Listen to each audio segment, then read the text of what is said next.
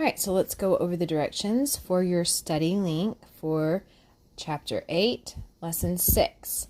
Okay, so you have 4 different area models here. Okay, when we did them today in class, we actually drew them out. They've already drawn them for you. What you're going to do is you're going to write a number model for each area model.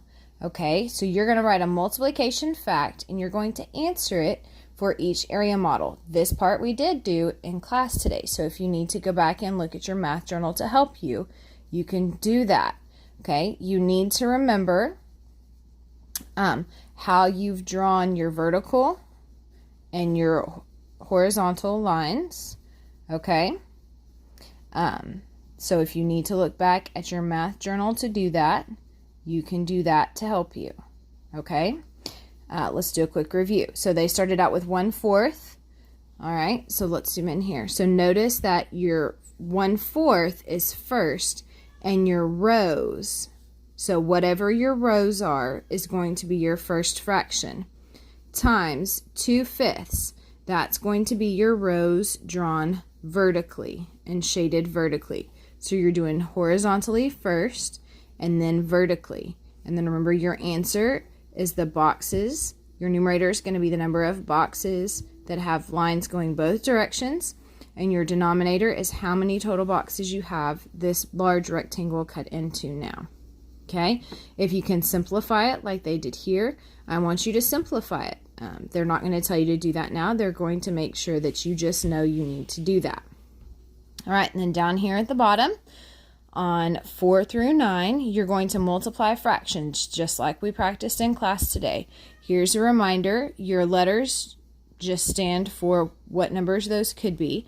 So remember, you just go straight across the top. You multiply A times C, that's what it's showing you. And then you just multiply B times D. So you're going to go across the top and multiply your numerator, and then across the bottom and multiply your denominator.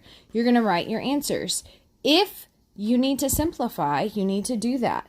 I'm going to go ahead and write that down. Just as a reminder, I suggest you go ahead and do that now. You must simplify your answers. Go ahead and circle your answers. It makes it easier for both of us to find them. Okay? And then I want you to answer 10 and 11. These are number stories. So Matt is making cookies for the school fundraiser. The recipe calls for 2/3 cup of chocolate chips. He decides to triple the recipe. How many cups of chocolate chips does he need? I want you to write this out, and then I want you to come over here and answer it. Show me your work. Okay? And then number 11, the total number of goals scored by both teams in the field hockey game was 15. Julie's team scored 3/5 of the goals. Julie scored 1/3 of her team's goals. How many goals did Julie's team score? You're going to write that right here and show me your work. And then how many goals did Julie score?